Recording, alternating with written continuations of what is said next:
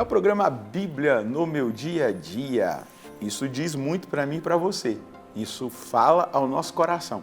A Bíblia precisa ser o alimento do nosso dia a dia, do nosso cotidiano.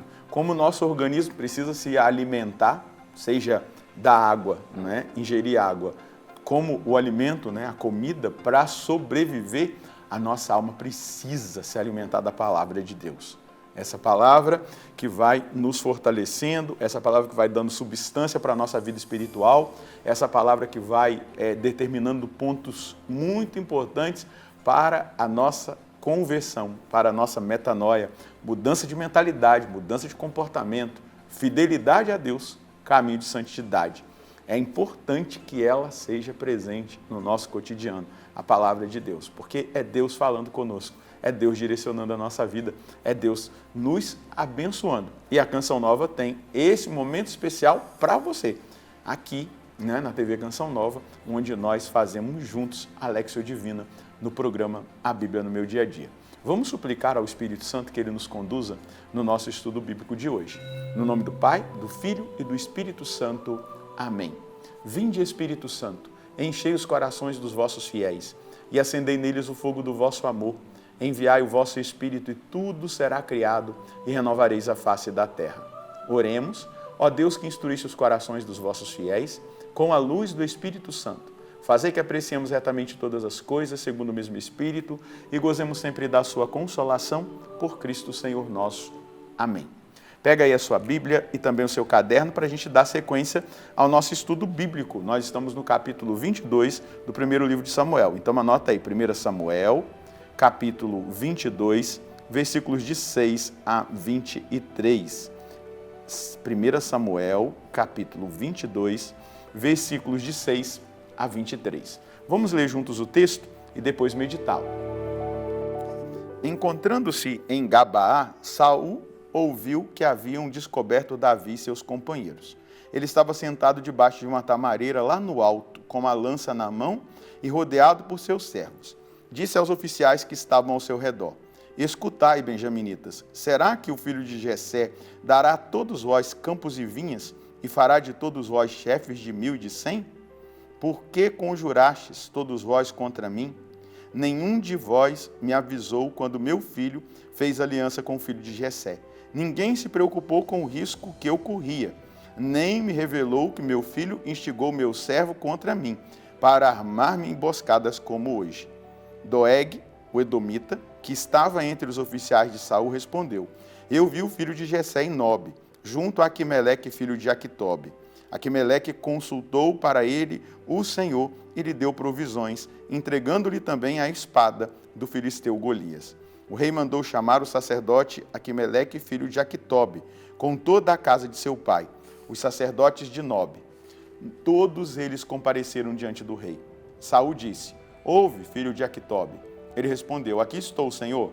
Disse-lhe Saul: Por que conspirastes contra mim, tu e o filho de Jessé? Por que lhe deste pães e espada e consultaste para ele o Senhor? Para que se insurgisse contra mim e me armasse uma emboscada, como hoje aconteceu? Aquimeleque respondeu ao rei: Quem entre todos os teus servos é mais fiel que Davi, genro do rei, chefe dos teus homens, estimado por toda a tua casa? Foi hoje que comecei a consultar o Senhor para ele? De modo algum, que o rei não impute a seu servo e a toda a casa de meu pai tal acusação. Teu servo nada sabia daquilo que estás falando, nem pouco, nem muito. O rei disse: Tu morrerás, Aquimeleque, tu e toda a casa do teu pai.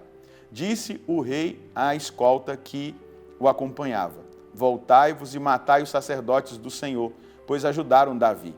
Sabendo que estava fugindo, não me avisaram. Mas os oficiais do rei recusaram-se a levantar a mão contra os sacerdotes do Senhor. Disse então o rei a Doeg: Volta-te e lança-te sobre os sacerdotes. Doeg, o edomita, voltou-se e lançou-se sobre eles e matou naquele dia 85 homens que vestiam as insígnias sacerdotais. Também Nobe, cidade sacerdotal, foi passada ao fio da espada. Homens e mulheres, crianças e recém-nascidos, bois, asnos e ovelhas foram passados ao fio da espada. Somente escapou um filho de Amimeleque, filho de Aquitobe, de nome Abiatar, e fugiu para onde estava Davi. Contou-lhe que Saul matara os sacerdotes do Senhor. Então Davi disse a Abiatar: eu bem sabia naquele dia em que, estando ali Doeg, o edomita, sem dúvida, ele avisaria a Saul: sou eu o culpado da morte de toda a casa de teu pai. Fica comigo, não temas. Quem quer a minha morte, quer também a tua. Comigo estará seguro.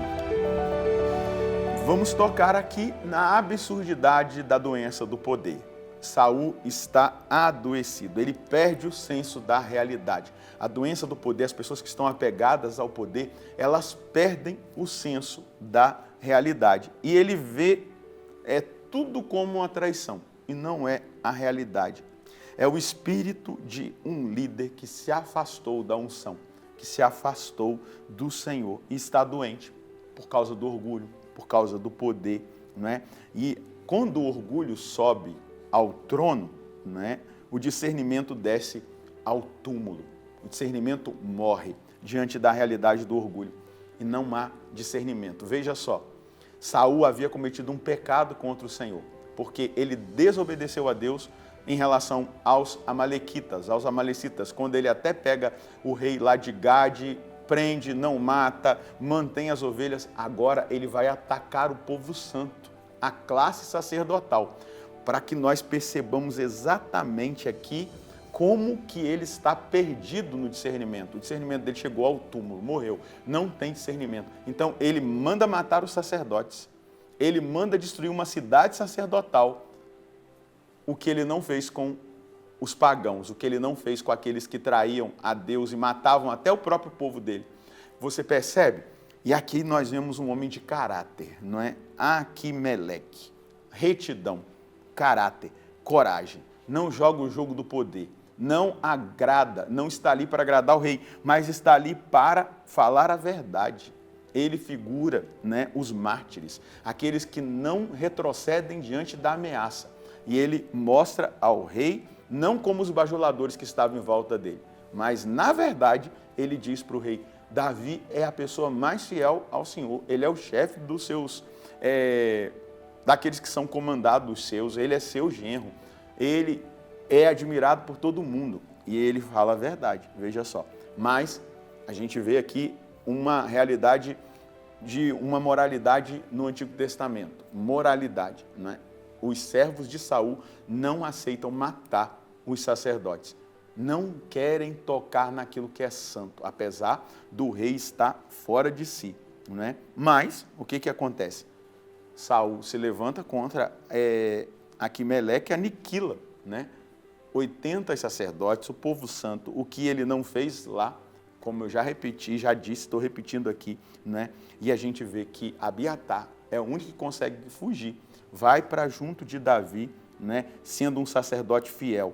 Ali está a imagem do remanescente, da igreja fiel, do sacerdócio fiel no meio da apostasia. Ali está a imagem da aliança, que continua com aquele que é ungido, aquele que tem o discernimento. Davi diz: a culpa é minha, fica comigo e você vai ter proteção. Aqueles que querem me matar, querem matar também você, e comigo você vai estar em segurança.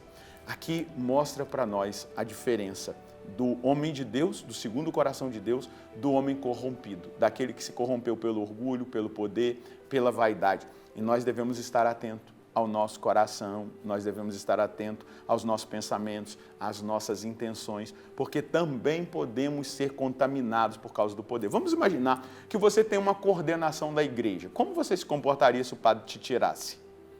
Como eu me comportaria se alguém me tirasse de um cargo de poder para me colocar num cargo menor?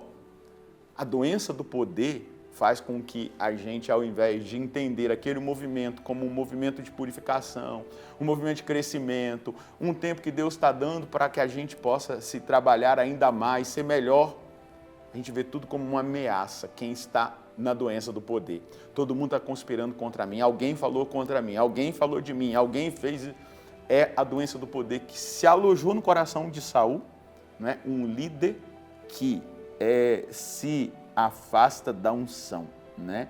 O orgulho subiu no trono, o discernimento morreu. O orgulho, quando toma conta do nosso coração, o nosso discernimento morre.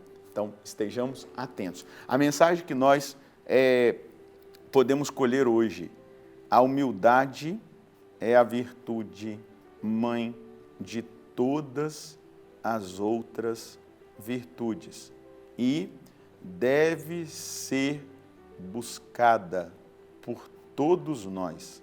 Ela nos protegerá da doença do poder, do orgulho, da vaidade, da inveja, do ciúme, fazendo-nos experimentar a graça de Deus em tudo o que nos acontece.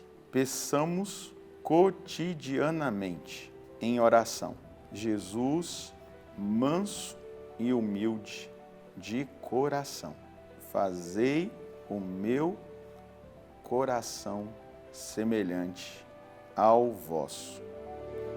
Manso e humilde. É assim que nós devemos ser, pessoas mansas e humildes, trabalhadas pelo Espírito e não contaminadas pelo orgulho, pela vaidade, pela soberba, pelo ciúme, pela inveja, pela doença do poder, mas entendendo que Deus age em cada detalhe. Afinal, vamos nos recordar do que disse o apóstolo Paulo na carta aos Romanos, no capítulo 8, versículo 28. Todas as coisas cooperam para o bem daqueles que amam a Deus. Vamos rezar? Senhor, conceda a cada um de nós que agora, tocados pela palavra, tocados por esse episódio triste na vida de Saul, conceda a nós a graça da humildade de coração, da mansidão, do discernimento, da sobriedade. Conceda-nos a graça, Senhor, para que nós não sejamos dominados pela doença do poder, que faz com que o orgulho, subindo ao trono do nosso coração, sepulte o discernimento, a capacidade da leitura correta dos acontecimentos, porque todas as coisas cooperam para o bem daqueles que amam a Deus. Conceda a mim e aos meus irmãos discernimento, visão espiritual, docilidade de coração, para que nós sejamos cada vez mais modelados e trabalhados segundo o seu coração e a sua santa vontade, Senhor, nosso Deus. Amém. Deixar-nos trabalhar pelo Senhor. Ele tem o melhor para cada um de nós. Deus abençoe você e a sua família. Nós nos encontraremos no próximo programa, se Deus quiser, no nome do Pai, do Filho e do Espírito Santo. Amém.